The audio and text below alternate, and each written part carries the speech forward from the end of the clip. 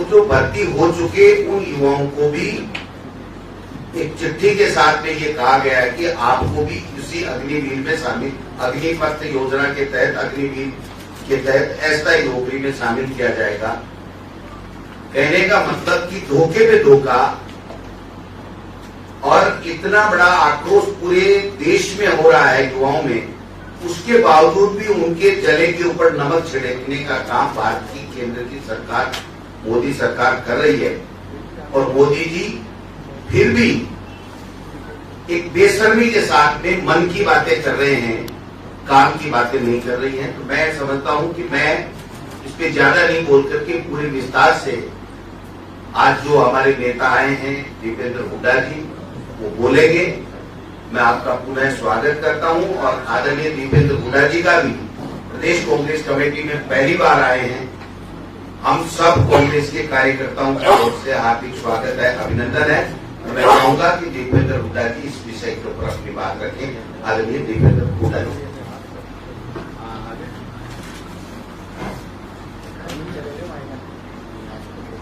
धन्यवाद अध्यक्ष जी। मैं भी अखिल भारतीय कांग्रेस कमेटी की ओर से आप सबका धन्यवाद करना चाहता हूं। आज बुधवार है, आप लोग सभी पहुंचे हैं, उसके लिए विशेष रूप से आपका धन्यवाद। हो सकता है किसी का ऑफ भी हो, लेकिन आप लोग आए हैं, हम आपका धन्यवाद करते। मैं विशेष रूप से हमारे प्रदेश अध्यक्ष काका जी का आभार व्यक्त करता हूं, जो आज उन्होंने यहाँ पर समय निकाला और इस जो एआईसीसी की कांग्रेस पार्टी की हमारी प्रेस वार्ता है, इसमें स्वयं अपनी मौजूदगी देकर एक बहुत अच्छा संदेश दिया। मैं इनका विशेष तौर पे इसीलिए भी आभार व्यक्त करना चाहता हूँ। सही कहा, मैं पीसीसी के दफ्तर में तो आता रहा हूँ, यहाँ प्रेस वार्ता भी करता रहा हूँ जैसे आप सब, मगर जब से आप अध्यक्ष बने उसके बाद ये पहली प्रेस वार्ता के लिए पार्टी ने मुझे यहाँ भेजा है। तो उस रूप में आज आपने यहाँ पे स्वागत किया, आपका मैं विशेष धन्यवाद करता हूँ। हमारे पारिवारिक संबंध है, हमारे बीच में हमारी विधायक, हमारी बहन और राजस्थान की एक सशक्त आवाज किसान की युवा की कृष्णा पुनिया जी, हमारी बहुत ही आदरणीय सुचिता आर्या जी, जो एक आप सब जानते हैं एक बहुत लोकप्रिय किसान परिवार की संस्कारों को, पृष्ठभूमि को आगे लेके चल रही है, और सभी साथी। मैं सीधा मुद्दे पे आता हूं। हमारी मांग है, कांग्रेस पार्टी की मांग है कि अग्निपथ भर्ती योजना को तुरंत केंद्र सरकार वापस ले। हम ये मांग इसलिए कर रहे हैं क्योंकि हमारा मानना है कि योजना ना तो देश हित में है, ना देश की फौज के हित में है, ना राष्ट्र की सुरक्षा के हित में है, ना ही हमारे देश के नौजवान के भविष्य के हित में।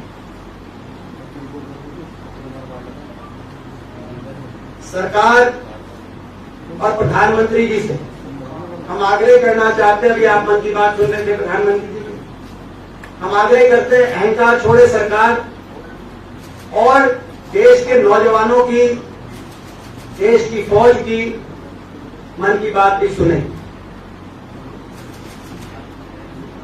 ये इस सरकार की एक कार्यशैली रही है कि ये योजना लेके आते हैं, किसी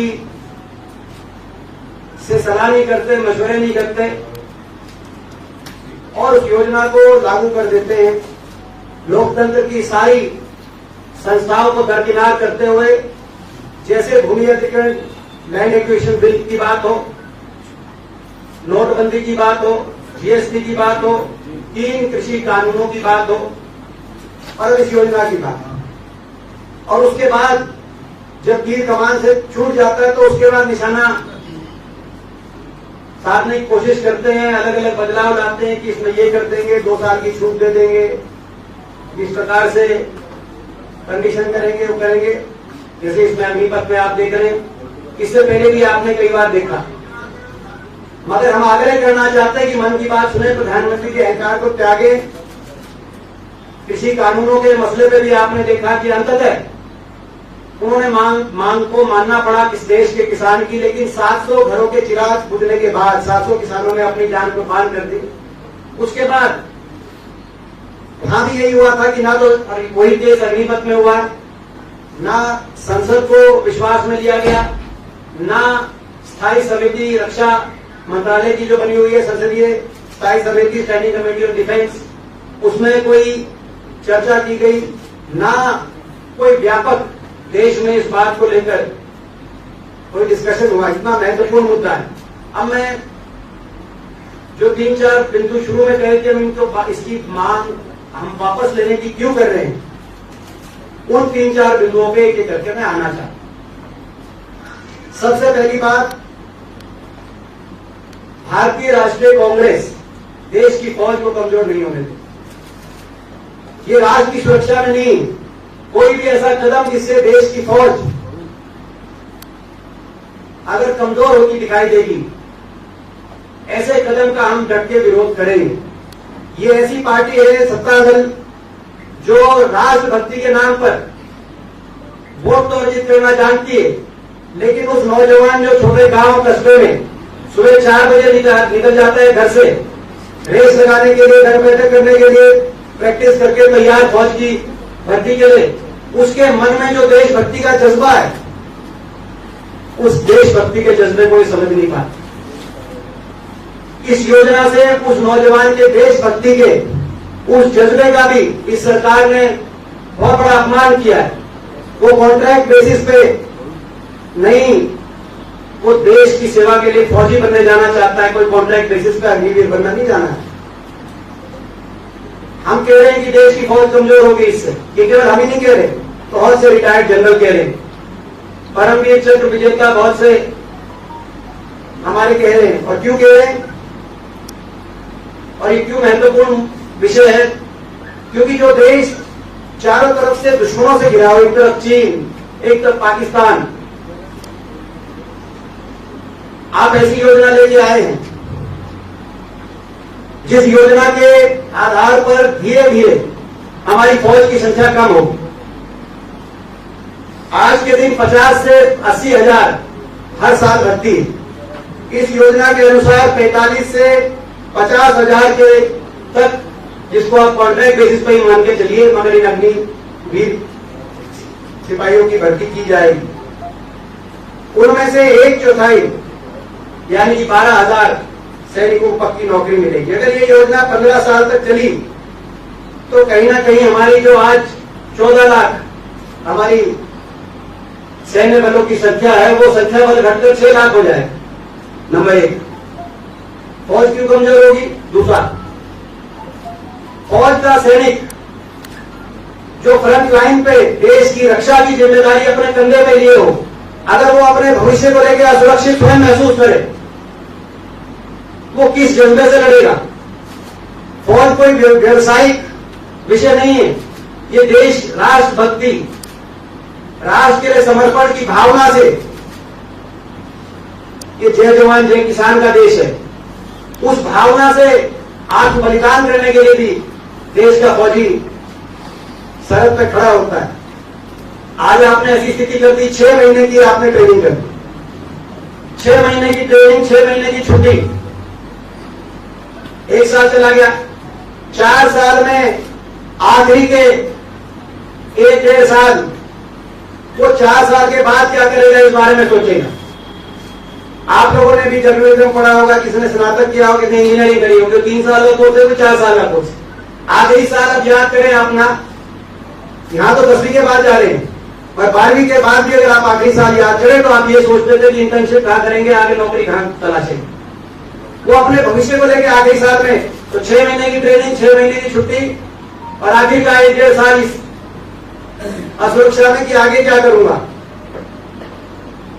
फौज में रिटेन होऊंगा कि नहीं होऊंगा।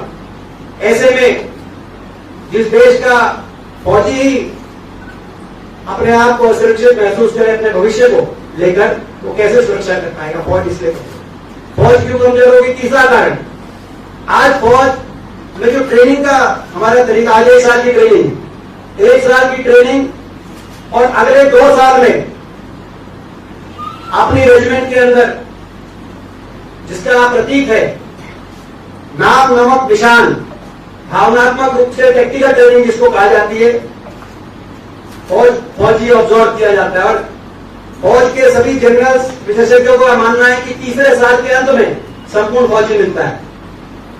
यहां आपने वो जो 1 साल की ट्रेनिंग थी वो 6 महीने करती। तो जो ये हमारी रेजिमेंट्स जो आधार है, जिस आधार पे जो नींव है, जिस नींव के ऊपर दुनिया की सबसे सर्वश्रेष्ठ फौज आज हिंदुस्तान की फौज मानी गई है, time and tested, tried and tested, हर युद्ध में हमारी फौज जीती है।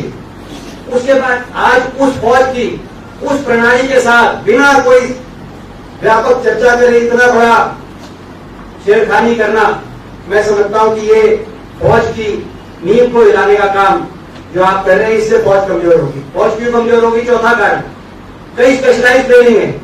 आर्मर कोर, रशिया के अंदर आप जाके पूछे, आर्मर कोर की 5 साल की ट्रेनिंग है। आर्टिलरी, चीन की आर्मी में आर्टिलरी में 3.5 साल की ट्रेनिंग है। इन्फेंट्री, अलग अलग इन्फेंट्री के डिविजन, अलग अलग देशों की, अलग मुल्कों की फौज में अलग अलग उनकी ट्रेनिंग है। आज आप किस प्रकार से जो स्पेशलाइज ट्रेनिंग धीरे धीरे एक संपूर्ण फौजी तैयार होता है, तीसरे चौथे साल में निकलता है, आप उसकी रिटायरमेंट की तैयारी करने में तो देश की फौज कमजोर होगी। भारतीय राष्ट्रीय कांग्रेस भारतीय फौज को, जिस फौज ने देश की सुरक्षा में अपने बलिदान दिए, जिस फौज को दुनिया की सर्वश्रेष्ठ फौज माना गया हो, उस फौज में छेड़खानी नहीं होने देगी। हम सवाल करते हैं माननीय प्रधानमंत्री जी से, बताएं कि फौज में क्या कमी थी कि आज इतने बड़े बदलाव की फौज में आवश्यकता, वो भी बिना चर्चा। दूसरा बिंदु, नौजवान के भविष्य के साथ खिलवाड़।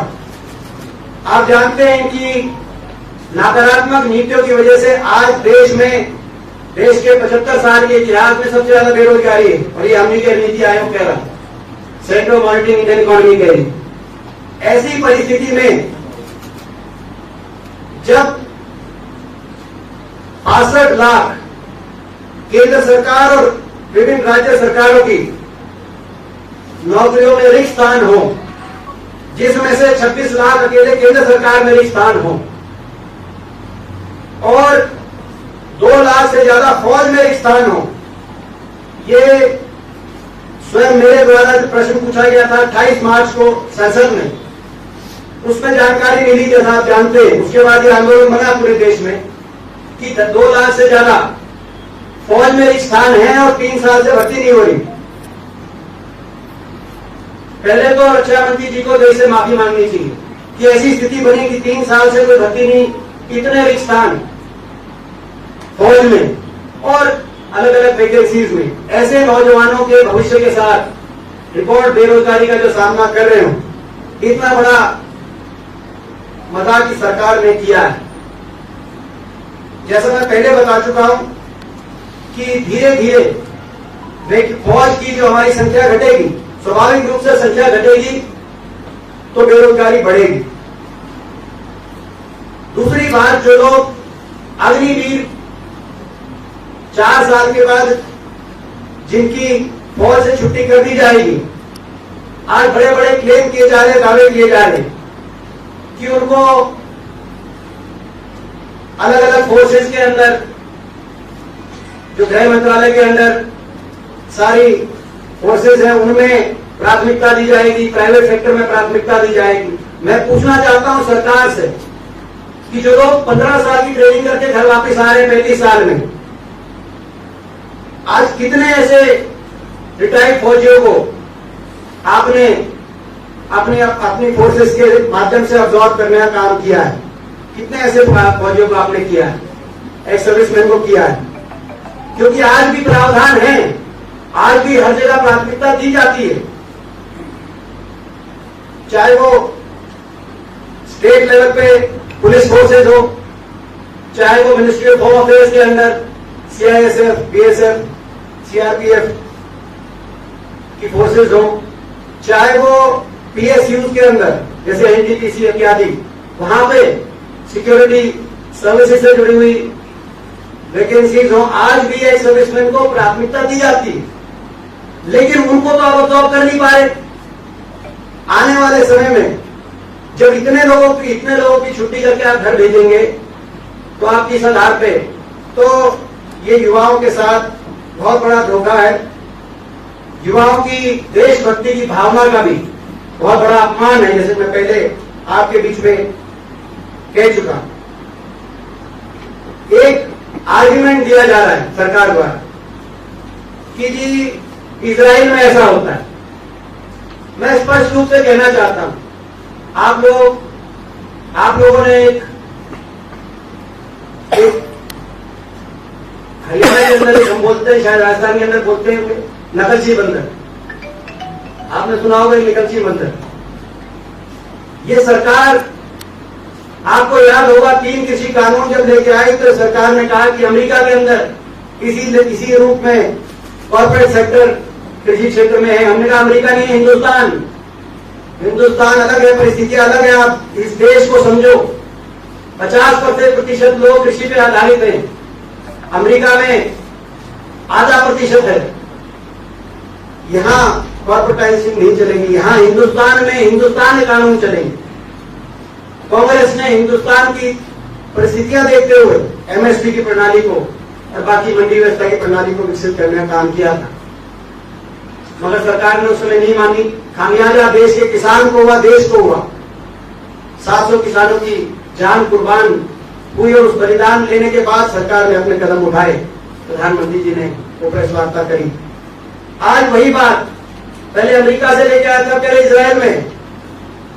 इजराइल में आपकी जानकारी में लाना चाहता हूं। छोटा मुल्क है, मगर छोटे मुल्क से भी ज्यादा एक एडवांस इकोनॉमी है। वहां अनएम्प्लॉयमेंट नहीं है, 100% एम्प्लॉयमेंट है अलग अलग सेक्टर में। कोई स्वेच्छा से आर्मी में जाना ही नहीं चाहता। वहां भावना में भी फर्क है हिंदुस्तान में और इजराइल में। ये देशभक्ति हमारे गांव में, छोटे कस्बों में, नौजवानों के रग रग में देशभक्ति भरी हुई है। वहां आर्मी फर्स्ट चॉइस नहीं है इजराइल में, कोई फर्स्ट प्रेफरेंस से आर्मी में नहीं जाना चाहता। इसीलिए वहां तो कंपल्सरी सर्विस करके 4 साल में रिटायरमेंट करके सारी 100% सबको जाना पड़ता है। वहां की स्थिति अलग है, हिंदुस्तान की परिस्थितियां अलग है। हिंदुस्तान में नंबर 1 चॉइस, जैसे मैंने कहा, बहुत हिंदुस्तान के नौजवानों की गांव में, छोटे कस्बों में जो लोग 4 बजे उठ के अपनी प्रैक्टिस करने निकलते हैं, मैदान में दौड़ लगाते हैं, उनकी सबसे सर्वोत्तम अगर कोई चॉइस है तो वो फौज में जाना। इसलिए ये नकलची बंदर, कभी हिंदुस्तान की परिस्थिति है कि सरकार ने नकलची बंदर का रूप ले लिया, कभी अमेरिका से ला रहे हैं, कभी इजराइल से ला रहे हैं। हिंदुस्तान में हिंदुस्तान के लोगों के लिए सूटेड जो नीतियां हैं वो चलेंगी, वहां की नहीं चलेंगी। इसमें बाकी आपके बहुत से प्रश्न होंगे। तो जैसे मैंने कहा कि भाई 2 मुख्य बिंदु, देश की सुरक्षा के साथ समझौता नहीं हम बर्दाश्त करेंगे, देश की फौज को कमजोर नहीं हम होने देंगे, और देश के नौजवान के भविष्य के साथ खिलवाड़ भी हम बर्दाश्त नहीं करेंगे। ये हमारी 2 मुख्य बिंदु। मैं ये भी कहना चाहता हूं सरकार से, कई विषय ऐसे होते हैं, राष्ट्र सुरक्षा और फौज का वो विषय जहां राजनीति का कोई स्कोप नहीं है। आप राजनीति करिए, आपकी आदत है, आप हर चीज पर राजनीति करते हैं, आप करिए, हर चीज पर राजनीति करिए, लेकिन देश की फौज, राष्ट्र सुरक्षा पे राजनीति नहीं, राजनीति होनी चाहिए। और राजनीति क्या है? राजनीति का अर्थ सभी को विश्वास में लेकर एक मत से नीतियां बने, क्योंकि देश का फौजी किसी एक विचारधारा का कोई के परिवारों से नहीं जाता, किसी एक धर्म, किसी एक जाति, किसी एक भाषा, किसी एक भाषा के परिवारों से नहीं जाता। उसमें संपूर्ण देश के अलग अलग एक एक कोने से देश की सीमा पर फौजी जब जाता है तो हिंदुस्तान अपने दिल में लिए जाता है, भारतवर्ष के प्रति समर्पण अपने दिल में लिए जाता है। ये राष्ट्र है, और इसीलिए ये राजनीति इन विषयों पर नहीं होनी चाहिए। आज मैं राजनीति क्यों कर रहा हूं, ये कर रहे हैं क्योंकि कहीं ना कहीं ये सरकार दबाव में थी, रिकॉर्ड बेरोजगारी, अर्थव्यवस्था विफलता की तरफ लुढ़क रही थी। 2 करोड़ रोजगार हर साल का वायदा था, उस वायदे में सरकार पूरी तरह विफल हो गई थी। इसलिए प्रधानमंत्री जी ने उस जुमले को छुपाने के लिए शगुफा छोड़ दिया कि 10 लाख नौकरी देंगे। जो मैंने आपको साफ बताया कि ये 10 लाख काल्पनिक स्वप्न ना दिखाएं, मगर जो ये 62 लाख रिक्त स्थान पड़े, जिसमें 2 लाख से ज्यादा फौज के, इनकी असली भर्ती सरकार निकाले, असली भर्ती करे, ये हमारी मांग है सरकार से। तो ये तो प्रमुख राष्ट्रीय पर्सपेक्टिव से, राष्ट्रीय दृष्टि से कुछ बातें थी। इसके साथ साथ मैं राजस्थान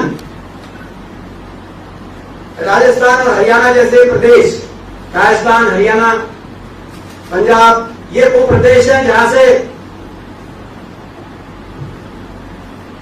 परंपरागत रूप से फौज की भर्ती बड़े पैमाने पर रही है।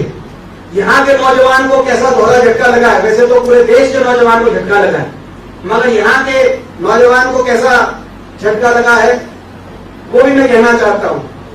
क्योंकि आपने देखा होगा, एक ये भी बात आ रही है कि इसमें कहीं ना कहीं रेजिमेंट सिस्टम जो है, जो फौज की नींव है, जो आधार है, उनकी जिन क्षेत्रों से परंपरागत रूप से बड़ी पैमाने में भर्ती होती है, जहां बहुत से इलाके ऐसे हैं, जिसमें बहुत से राजस्थान में भी है, जहां पीढ़ी दर पीढ़ी देश के लिए समर्पित होकर बलिदान देने की परंपराएं रही हैं, उन इलाकों के अंदर कहीं ना कहीं जो ऑल इंडिया ऑल क्लास की बात आई है, उसका क्या प्रभाव पड़ेगा, वो मैं आपके बीच में रखना चाहता हूं। ये एक और प्रश्न पूछा गया था संसद में हमारे एक साथी सांसद द्वारा, ये 11 फरवरी 2022 को सारे प्रश्न इस लेटेस्ट सेशन में ही पूछे गए थे, चाहे वो जो मैंने पूछा था कि जिसमें जवाब आया था 3 साल से भर्ती नहीं हो रही है, 2 लाख से ज्यादा वैकेंट है, इसमें पूछा गया था कौन से प्रदेश से कितनी भर्ती हो रही। अगर हम राजस्थान का देखें तो राजस्थान में 2019-20 में लगभग 6,887 पक्की भर्ती, लगभग 7,000। राजस्थान की एवरेज लगभग 7,000 के करीब, उसके बाद से भर्ती हुई नहीं। पहले भी आप साथ ले जाके देखें तो 7,000 के इर्द गिर्द आंकड़ा घूमेगा। मैं साथ में हरियाणा भी जोड़ूंगा, हमारे हरियाणा से भी लगभग 5,000 की भर्ती 2019-20 में। ये अब इस ऑल इंडिया ऑल क्लास के बाद अग्निवीरों की संख्या राजस्थान में घटकर 2,604 और हरियाणा में घटकर 963, अलग अलग प्रदेशों का अलग अलग। तो जहां आपकी 7,000 के करीब पक्की भर्ती होती थी राजस्थान में, वो अग्निवीर की भर्ती लगभग 2,500। और आपको पता है कि इसमें से भी पक्के 4 साल के बाद 1/4 इसमें से पक्के किए जाएंगे। तो कहीं ना कहीं ये जो योजना आई है, किस रूप में ऐसे प्रदेश जिन्होंने और ऐसे इलाके जो आज परंपरागत रूप में जिन्होंने फौज में अपने बलिदान दिए, इन प्रदेशों और इन इलाकों के हितों में भी नहीं है, इनके नौजवानों के हितों के साथ भी कुटराघात कहीं ना कहीं ये है। इस बात को भी समझ, कितना नुकसान होगा पक्की भर्ती में, इसका भी आप अंदाजा लगा सकते हैं। तो ये भी एक विशेष रूप से मैं ये बात रखना चाहता था। और आपके कुछ प्रश्न हो इस योजना संबंधित हमारी, और जैसे बताया अभी अध्यक्ष जी ने, कल हमारी पार्टी के पूरे देशव्यापी एक मुहिम है, आज भी देशव्यापी मुहिम है। आज 20 राजधानियों में अलग अलग शीर्ष कांग्रेस के नेतागण 20 राजधानियों में अलग अलग विस्तृत रूप से इस योजना को लेकर हमारी क्या रिजर्वेशन है वो आप लोगों के माध्यम से हम लोग देश के सामने रख रहे हैं। अपनी मांग को रख रहे हैं कि योजना वापस हो। कल हर विधानसभा क्षेत्र में, पूरे कश्मीर से कन्याकुमारी तक पूरे देश में हर विधानसभा क्षेत्र के अंदर विधानसभा लेवल पे 10 बजे से 1 बजे तक एक धरना रहेगा। देश के नौजवान के हक का धरना, राष्ट्र सुरक्षा के हित का धरना, देश की फौज को कमजोर ना होना देने के संकल्प को लेके धरना। कल हमारा एक व्यापक धरना रहेगा। उस धरने में राजस्थान की बहुत जबरदस्त तैयारी राजस्थान प्रदेश कांग्रेस कमेटी की मैं धन्यवाद करता हूं हमारे अध्यक्ष जी का। जिस तरह से हमें जानकारी मिली, बहुत ही सर्वोत्तम तैयारी यहाँ पे राजस्थान में भी है, जिसका कल आप लोग कवरेज करेंगे। उसकी भी आप तक जानकारी देना मैं मुनाफिक समझा। और इसके अलावा कोई आपके प्रश्न हो, देखिए हमने मांग करी इसको वापस लेने की। हमने मांग करी कि केंद्र सरकार जिम्मेदारी ले, जो आज 3 साल से भर्ती नहीं हुई, ये वातावरण बन गया कि नौजवानों ने खुदकुशी कर ली। और अच्छा, बहुत से नौजवानों ने खुदकुशी कर ली। कैसे? बहुत से उदाहरण मैं आपको दे सकता हूँ। मैं भी बहुत घर गया हूँ हरियाणा में, और इसीलिए हमने रक्षा मंत्री जी से कहा कि आप जिम्मेदारी लेंगे तो इससे माफी भी मांगे। हमारी कोई मिलिट्री के अंदर कोई रिफॉर्म्स अगर लाए जाए हमारे देश की फौज को मजबूत करने के लिए, उससे आप आपत्ति नहीं, ये भी मैं स्पष्ट करना आगे मैं चाहूंगा। मगर उसकी प्रक्रिया हो, उस पर कहीं ना कहीं चर्चा हो, स्टैंडिंग कमेटी में हो, पार्लियामेंट में हो, देश के सामने सारी बात रखें, तथ्य रखें, चर्चा हो। और उसके बाद अगर देश की फौज को, मिलिट्री को मजबूत करने के लिए अगर कोई कदम उठाया जाएगा तो हम उस कदम का पूरी तरीके से स्वागत करेंगे। दुर्भाग्य की बात यह कहीं ना कहीं ऐसा देश में इंप्रेशन गया है, आपके प्रश्न लेंगे, कि ये पेंशन को बचाने के लिए किया जाए, पेंशन बजट को बचाने के लिए किया जाए। ये भी प्रेसिडेंट जाना बड़ा नकारात्मक संदेश है देश की सुरक्षा के लिए, देश की फौजियों के लिए। जिस प्रधानमंत्री जी ने एक नारा दिया था, हरियाणा के रेवाड़ी के अंदर उन्होंने 2014 की पहली चुनावी सभा करी थी गुजरात से आकर, जो राजस्थान हरियाणा बॉर्डर में पड़ता है, जो रेवाड़ी का हमारा जिला। और वहां पर उन्होंने उद्घोष किया था 1 रैंक 1 पेंशन। रेवाड़ी की उस वीर भूमि पे वो कह के गए थे 1 रैंक 1 पेंशन, मगर वहां से अब 9 रैंक 2 पेंशन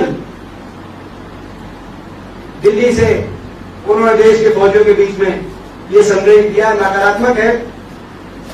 और ये बजट की बात मैं बताना चाहूंगा कि अगर इन्हीं की सरकार में देखें, हमारी सरकार है तो नहीं, वो भी आप तुलना करके देख सकते हैं कितनी कटौती की गई है बजट में। लेकिन रक्षा बजट मात्र पिछले 5 साल में हम देखें, यूपीए के समय देखें तो और ज्यादा गिरावट रक्षा बजट में, लेकिन मात्र 5 साल में 2017-18 में 17.8% केंद्र सरकार का खर्च रक्षा बजट को समर्पित था।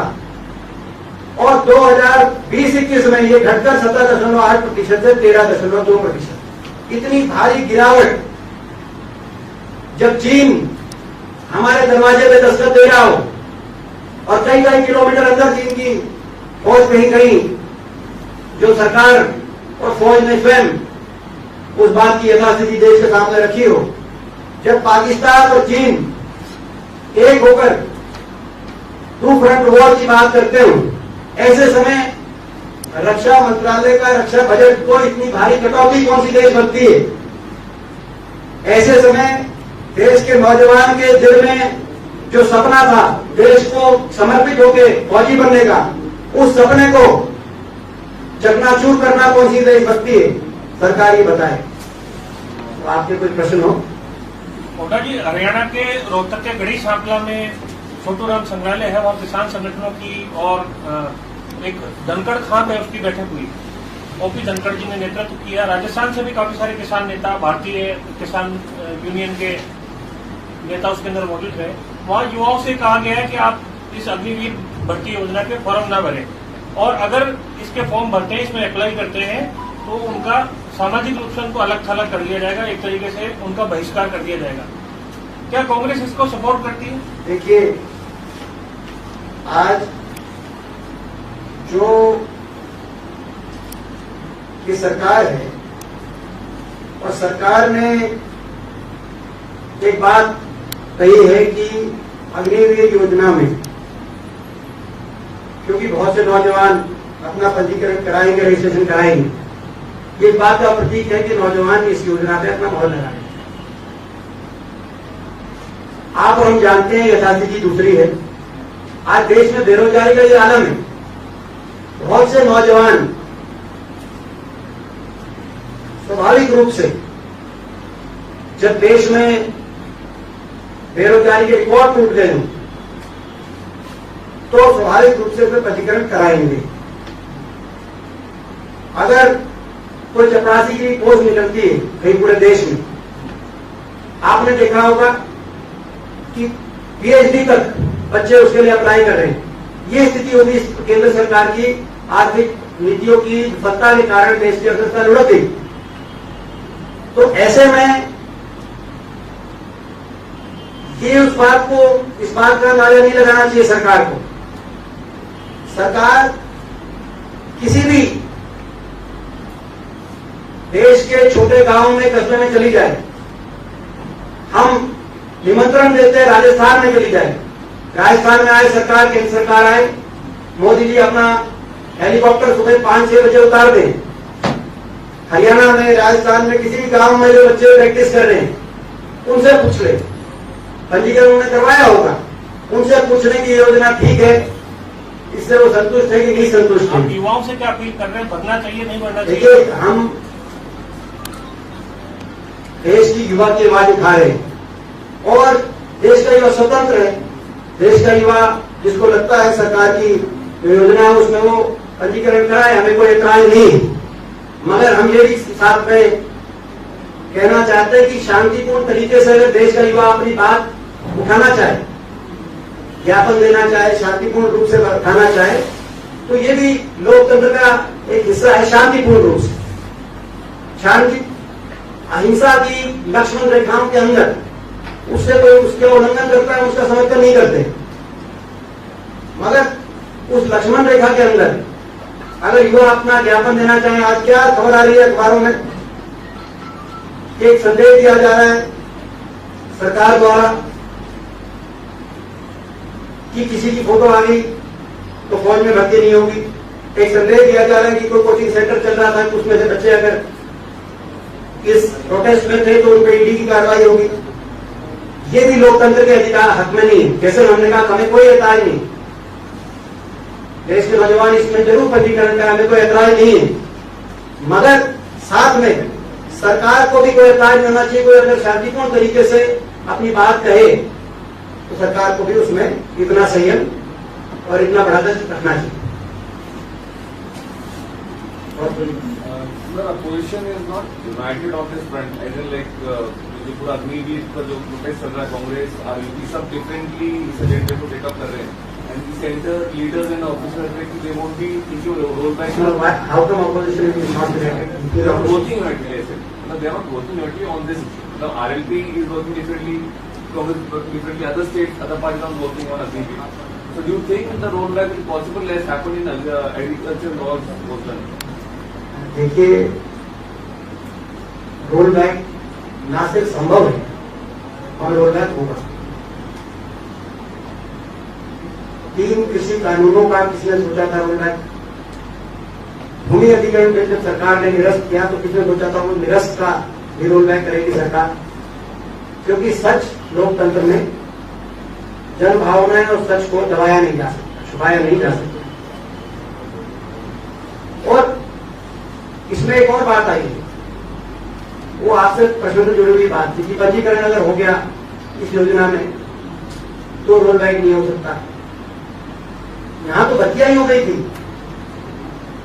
यहाँ तो भर्तियां हो रही थी, वो निरस्त नहीं हो रही, वो भी निरस्त हो रही है, उनको अग्निवीर में ट्रांसफर किया जा रहा है। देश की सरकार और देश की संसद जब यथास्थिति को समझेगी, जिसका हमारा अधिकार है और हमारी जिम्मेदारी है कि विपक्ष के रूप में सकारात्मक भूमिका निभाते हुए हम यथास्थिति को सरकार को दर्पण दिखाएं, तो उसके बाद निसंदेह इसका भी रोल बैक किया जाएगा। और लगभग सभी पार्टियां इस पे एक स्वर से, जो विपक्षी पार्टियां हैं, इस पे एक स्वर से इसका विरोध कर रही है। तो अगर पंजीकरण होगा तो रोल बैक क्यों होगा? I mean, they will have all the grounds to continue. So, like what I was telling you, 3 years back, not only registration took place, the entire recruitment process was completed. Bharti had also taken place. Physical, everything, medical, everything was had been conducted. Even then, they were put on hold. Now, some of them are cancelled. Some of them are they are saying that they will be absorbed in Agniveer. So, this registration is taking place. This doesn't mean that this is final. Ultimately, truth will triumph. And on this issue, broadly, all the major political parties are standing united. और जैसे कि आपने कहा कि सारी जो opposition party से United इस मैटर को लेकर, और शुरुआती 2-3 दिन में कांग्रेस जो है वो धरना प्रदर्शन जो कर रही थी, वो अपने नेताओं के खिलाफ जो ईडी के नोटिस आए हुए थे उनसे बच। आपकी शायद जानकारी नहीं है। सर, मेरा सवाल तो अभी तक आया नहीं। आपके तथ्य गलत था, उसको मैं करेक्ट कर रहा था। बताइए। शुरुआती 2-3 दिन में आपके जितने भी नेता थे राजस्थान के और जगहों से दिल्ली पहुंचे हुए थे और सड़कों पर जो आंदोलन कर रहे थे वो इस बात को लेकर कर रहे थे कि ईडी के नोटिस क्यों दिए गए। आपकी और अभी भी सवाल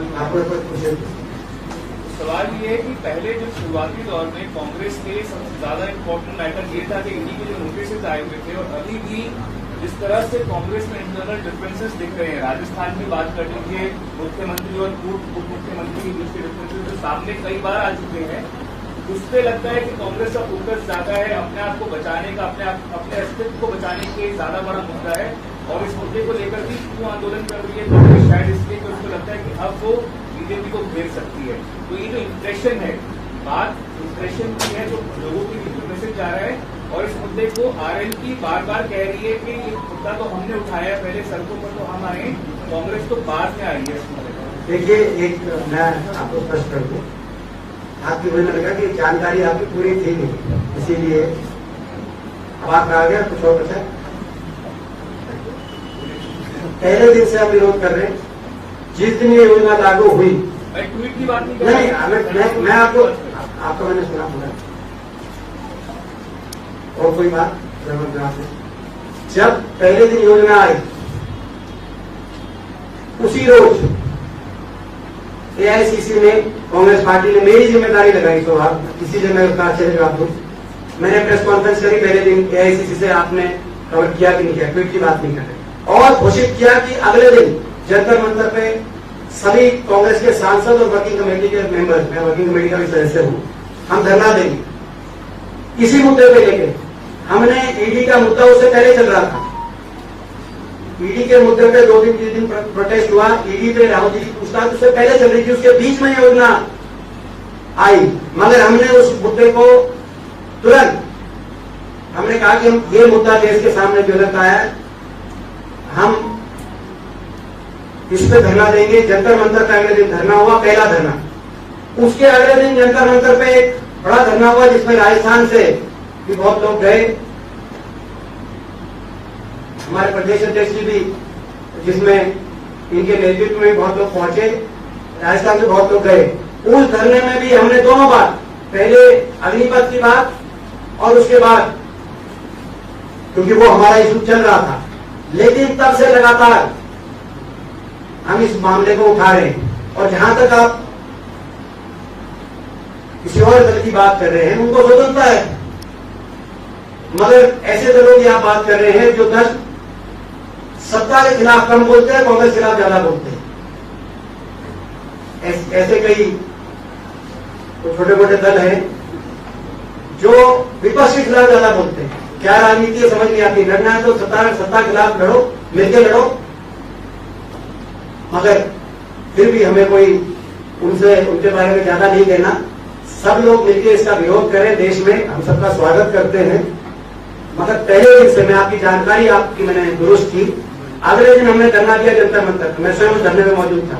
और स्वाभाविक रूप से आज सारी जानकारी उस धरने की आप सोशल मीडिया पे जाके ले सकते हैं। कोई मैं कुछ कहूँ बात छुपी तो नहीं रही, तो आपकी जानकारी पूरी नहीं। आप एक बात डिनाई कर रहे हैं, जो मैंने दूसरी बात की उनका बिल्कुल स्किप कर दी। कांग्रेस की अंदरूनी राजनीति के बारे में जो मैंने कहा वो तो आप बिल्कुल स्किप कर वो मैं अगर बोलूं तो आप कल जो है वही छापोगे अग्निपथ वाली, तो हमारी कुछ चलेगी नहीं। तो मैं ऐसा क्यों आपको मौका दूं? यही बात है, क्यों बोलूं? आप अग्नि देखो, हमारा विरोध अग्निपथ को लेकर है, ये हम ज्यादा महत्वपूर्ण मुद्दा मानते हैं। सरकार वो दूसरा मुद्दा मान सकती है, और मुझे पता है सरकार का हिस्सा तो होगी। सर, क्या कांग्रेस प्लान करती है कि बाकी पार्टीज के साथ एक ऑल पार्टी मीट बुलाई जाए फॉर अगेंस्ट देखिए, जब राष्ट्रपति जी से मिला था हमारा चित्र, तब भी हमने ये मांग रखी थी, और उसमें एक और मांग रखी। जैसे मैंने कहा कि भाई इसमें राजनीति नहीं, इस विषय पे राजनीति नहीं, इस विषय पे राजनीति हो। और राजनीति का अर्थ यह है कि सबको विश्वास में लेकर, क्योंकि देश की फौज सबकी है, देश की राष्ट्र की सुरक्षा सबकी है, देश के ये सबका दिल धड़कता है। आज हमारे तो ऐसे प्रदेश है, हरियाणा, राजस्थान, आज हर घर में फौजी है। कोई राजनीतिक दल देख के नहीं, हर घर में फौजी है। हमारे भी घर में फौजी है, आपके भी घर में फौजी है। हर घर में शहीद शहादत दी, कुर्बानियां दी देश के लिए। तो इस पर राजनीति, और राजनीति क्या हो, आपने जैसे कहा कि भाई या तो सरकार मिलिट्री के रिफॉर्म्स के बारे में कुछ सोचती है तो कोई वर्ल्ड पार्टी मीटिंग बुलाए, या स्टैंडिंग कमेटी के सामने, अगर कोई स्टैंडिंग कमेटी की अगर कोई ऐसे डिस्कशन है जो बिल्कुल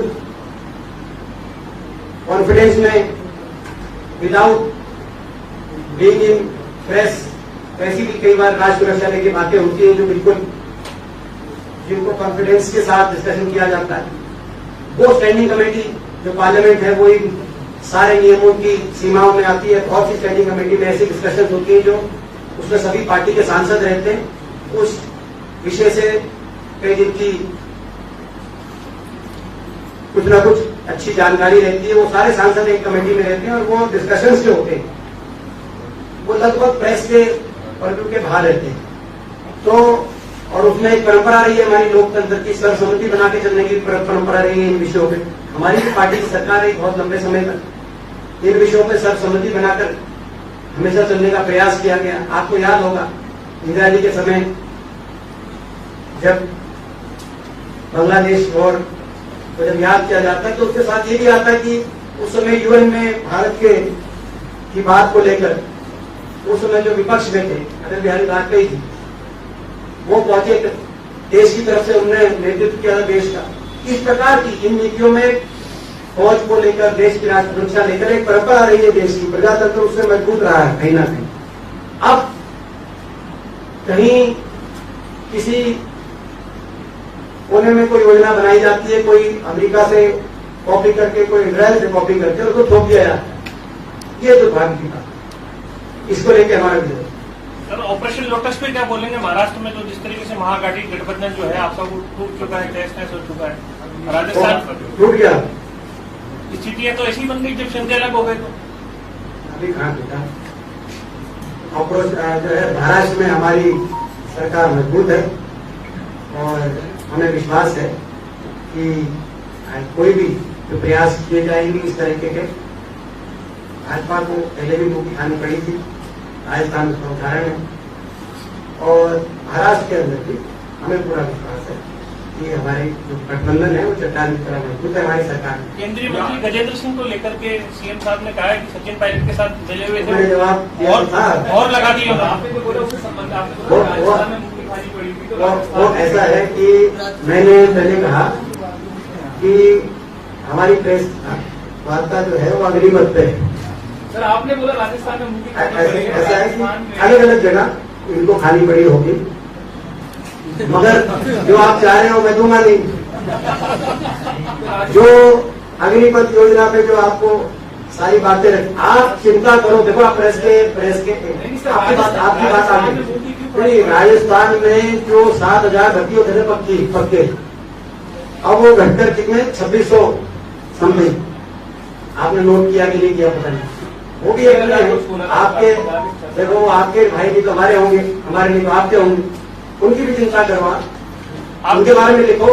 आपकी पार्टी के मुख्यमंत्री मौका दे रहे हैं, आप मौका नहीं दे रहे। ऐसा है कि आपको वही जो क्वेश्चन का मैंने उत्तर पहले दिया है वो बहुत अच्छा आंसर है। उसका आपने देखा होगा जब मैंने जवाब दिया था तो पूरा खाके लगा के आप लोग हंस रहे थे। सर हम तो लाइव तो वो आप उस प्रश्न का जो वो उत्तर था उसी को आप दोबारा से रिप्ले कर ले।